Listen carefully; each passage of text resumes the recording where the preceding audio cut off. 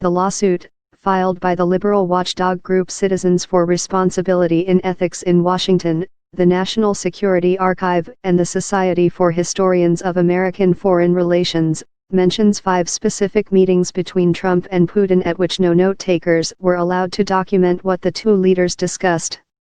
It is clear that President Trump and White House officials have gone to great lengths to hold high-level meetings with foreign governments and carry out foreign policy objectives while blatantly ignoring record-keeping laws and preventing national security officials and the American people from understanding what they are doing, Noah Bookbinder, Crew's executive director, said in a press release.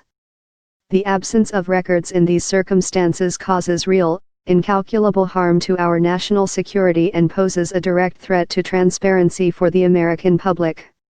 We're asking the court to compel White House officials to make and maintain these important records that let the public know what the government is up to and provide a safeguard to our history.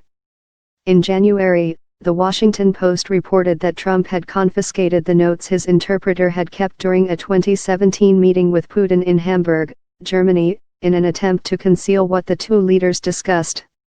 Trump also held a private meeting with Putin at the G20 summit held last December in Argentina at which no interpreters were present. White House Press Secretary Sarah Sanders described the meeting as informal, but refused to comment on what was discussed. Last week, Trump held an hour-long phone conversation with Putin, during which the president said he discussed Special Counsel Robert Mueller's investigation into Russian interference in the 2016 U.S. presidential election. While the Kremlin provided reporters with a readout of the call, the White House did not.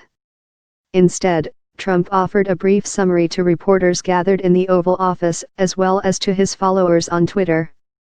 Passed in the aftermath of the Watergate scandal, the Presidential Records Act of 1978 states that a president must preserve and make public all records relating to the performance of his or her duties. Enacted in 1950, the Federal Records Act established the legal framework for federal records management. Tom Blanton, director at National Security Archive, noted that his organization has filed similar lawsuits against past presidents.